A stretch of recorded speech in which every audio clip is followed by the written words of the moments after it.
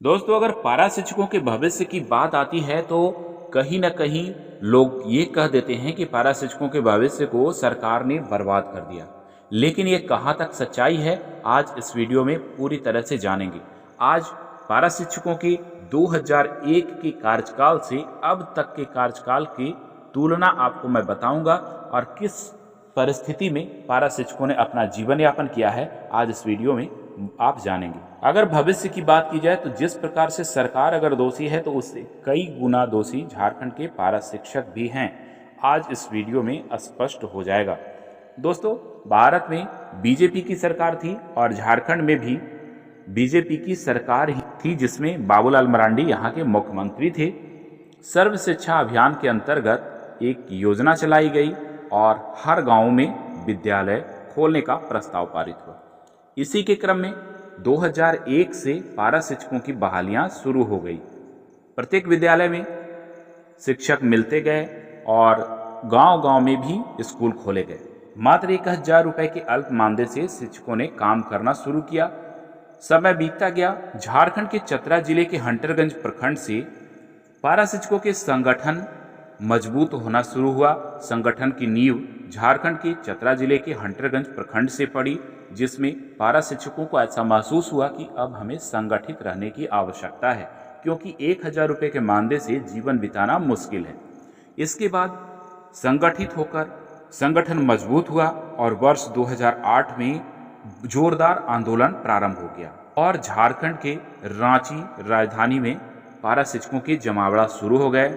सरकार भी इन शिक्षकों के मांगों को अमल करना चाहिए और ऐसी स्थिति में सरकार ने ये निर्णय लिया वर्ष 2008 में कि एक सीमित परीक्षा लेकर आप सभी पारा शिक्षकों को कल्याण कर दी जाए। लेकिन शिक्षक संगठनों ने इसे अस्वीकार कर दिया।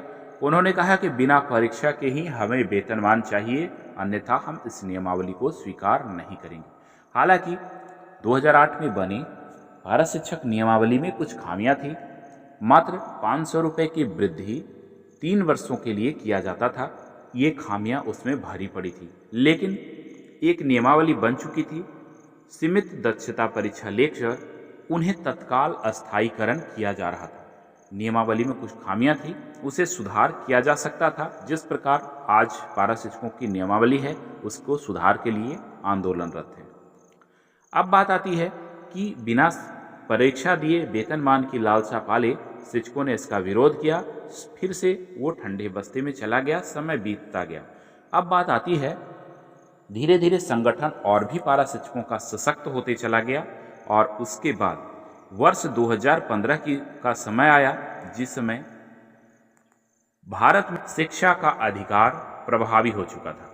वर्ष 2010 से ही शिक्षा का अधिकार प्रभावी होने के कारण शिक्षकों की नियुक्तियों पर टेट की अनिवार्यता थोप दी गई। इसी के क्रम में पारा शिक्षक संगठनों के द्वारा आंदोलन मजबूत होते गए। 2015 में झारखंड सरकार ने ये शिक्षकों को कहा कि केवल टेट पास पारा शिक्षकों को वेतनमान दे दिया जा सकता है और शेष पारा शिक्षकों पर विचार किया जा सकता है। लेकिन शिक्षक संघ के प्रतिनिधियों ने कहा कि अगर वेतनमान चाहिए तो सभी शिक्षकों को चाहिए, अन्यथा नहीं वेतनमान चाहिए। ऐसी स्थिति में 2015 में टेट पास पारा शिक्षकों को वेतनमान का लाभ भी नहीं मिल पाया। उसके बाद फिर और भी आंदोलन होते रहे। समय बीतता चला गया। बात आई वर्ष 2018 की, जिसमें फिर से सरकार ने वही बात दोहराई कि हम केवल टेट पास पारा शिक्षकों को वेतनमान देंगे, लेकिन अब आधे वेतनमान दिया जा सकता है। 5200 और 20,200 वाले वेतनमान को ही शिक्षकों को स्वीकार किया जा सकता है, क्योंकि इस समय नियुक्तियां मेधा सूची के आधार पर हो रही थी और वो सरकारी नियुक्तियां थी और उसके आधे इन शिक्षकों को जो सिर्फ टेट पास थे उन्हें दिया जा रहा था। लेकिन जब 5200 और 20,200 वाले वेतनमान की प्रस्ताव सरकार ने लाया तो शिक्षकों ने कहा कि अब हमें 9300 का वेतनमान चाहिए, तब लेंगे, अन्यथा नहीं लेंगे।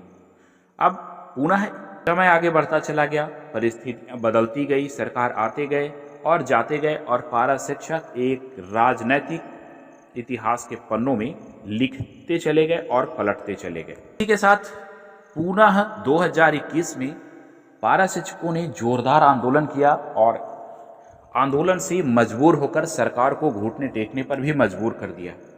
लेकिन सरकार ने भी इनके लिए एक बहुत अच्छी पहल की, नई नियमावली बनाई और उसमें सरकार ने कहा कि टेट पास पारा शिक्षकों को तत्काल वेतनमान दे दिया जाता है और शेष पारा शिक्षकों को एक आकलन की परीक्षा ली जाएगी और आकलन की परीक्षा पास करते ही उन्हें भी वेतनमान का लाभ दे दिया जाएगा। ये अब तक की सबसे बड़ी उपलब्धि थी, बहुत ही अच्छी नियमावली थी। टेट पास पारा शिक्षक को तुरंत वेतनमान और जैसे ही आकलन की परीक्षा होती सभी शिक्षकों को वेतनमान मिल जाता। लेकिन शिक्षक संगठन के प्रतिनिधियों ने कहा कि हम शिक्षा का अधिकार अधिनियम लागू होने से पूर्व हमारी बहाली हुई है, इसलिए हम पर टेट लागू होता ही नहीं है। इसलिए एक साथ हमें वेतनमान चाहिए, सभी शिक्षकों को एक साथ वेतनमान का लाभ दें, अन्यथा हम इसका बहिष्कार कर देंगे। परिस्थितियां इतनी विकट हो गई कि सरकार ने उस नियमावली को रद्द कर दिया। पारा शिक्षकों के इतिहास में ये सबसे बड़ा नुकसान हुआ कि टेट पास पारा शिक्षकों को वेतनमान और शेष पारा शिक्षकों को आकलन की परीक्षा के बाद वेतनमान का लाभ मिलता। इस नियमावली का विरोध करने के बाद आज तक पश्चाताप में पारा शिक्षकों ने रहा है। उन्होंने ये कह दिया कि हम पर टेट लागू नहीं होता, नियमावली हमारे लिए प्रभावी नहीं होगी। आगे उन्होंने कहा कि अगर वेतनमान अगर दिया जाता है तो सभी शिक्षकों को दें, टेट पास को वेतनमान कदापि न मिले। नतीजा ये हुआ कि सरकार उसे ठंडे बस्ते में डाल दिया। अब आगे की बातें और जानिए। इसके बाद पारा शिक्षकों को पुनः नियमावली बनाई गई, दी गई, जिसमें टेट पास पारा शिक्षकों को 50% की मानदेय की मात्र वृद्धि हुई और शेष शिक्षकों को 40% की वृद्धि ये कहकर दिया गया कि आप आकलन की परीक्षा पास करें, अब आपको 10% की अतिरिक्त मानदेय वृद्धि दी जाएगी। अर्थात जहां आकलन के बाद सीधे वेतनमान, वहीं अब आकलन के बाद मात्र 10% की वृद्धि का प्रस्ताव पारित हुआ और उसे पारा शिक्षकों ने दुखी मन से स्वीकार करते हुए हर्ष भी जताया। टेट पास पारा शिक्षकों ने न तो उनकी बहाली टेट पर हुई, बल्कि उन्हें सहायक आचार्य की परीक्षा के लिए 3 से 4 अतिरिक्त परीक्षाओं का आयोजन सरकार के द्वारा किया गया और उस कठिन परीक्षा को भी उन्होंने अब दिया। वैसी स्थिति आ गई कि अब सभी शिक्षकों को टेट पास करना होगा तो ही वे शिक्षक की नियुक्ति में शामिल हो सकेंगे। प्रशिक्षित पारा शिक्षक के प्रतिनिधियों ने 2021 नियमावली को वेतनमान नहीं दिए जाने की बात को इसलिए ठुकरा दिया कि आकलन के बाद वेतनमान को केवल इसलिए ठुकरा दिया क्योंकि टेट पास को पहले वेतनमान मिल रहा था। नतीजा ये हुआ कि केवल 10% मानदेय वृद्धि के लिए आकलन की कठिन परीक्षा से पारा शिक्षक गुजरे और 31,000 पारा शिक्षक भी वेतनमान से कोसों दूर हो गए। अब बातें इस प्रकार की आती है कि पारा शिक्षकों के भविष्य को सरकार ने बर्बाद कर दिया है। तो आपके हाथों में यह वीडियो के पूरे सारांश हैं। आप 2001 से लेकर के अब तक की सारी बातों को आप देख रहे हैं। नतीजा, बिना परीक्षा के जिन्हें वेतनमान दिया जा रहा था, सीमित परीक्षा से वेतनमान दी जा रही थी, अब उन सभी शिक्षकों को टेट पास करने के बाद भी आचार्य की परीक्षा, वो भी आधे वेतनमान में, 2, 3, 4 परीक्षा देने के बाद भी मुश्किल से ही जितनी रिक्तियां हैं उतनी ही वेतनमान मिल सकेगी। पूरे पारा शिक्षक एडजस्ट भी नहीं हो सकेंगे। 31,000 पारा शिक्षक आकलन पास कर चुके। आपने देखा पहली आकलन की परीक्षा में ही बहुत बड़ा रिजल्ट आया। अब टेट पर परीक्षा भी वे दे रहे हैं, फॉर्म भर चुके हैं। अर्थात उन्होंने जिस चीज़ों का बहिष्कार किया, वर्तमान समय में उन तमाम रास्ते से सरकार के अधिकारी और सरकार उन्हें गुजरने के लिए विवश कर चुकी है और साथ ही मानदेय भी अल्प पर भी सारी प्रक्रियाओं से इन्हें गुजरना पड़ रहा है। सरकार और अधिकारी उलझनों के जाल में फंसाकर इन शिक्षकों को स्थितियां, समय बीतता चला गया और कुछ हासिल नहीं कर पाए। नियमावली मिली और उसी नियमावली के अनुरूप अब इन शिक्षकों को कई प्रकार की उसी नियमावली में समस्याएं नजर आ रही है।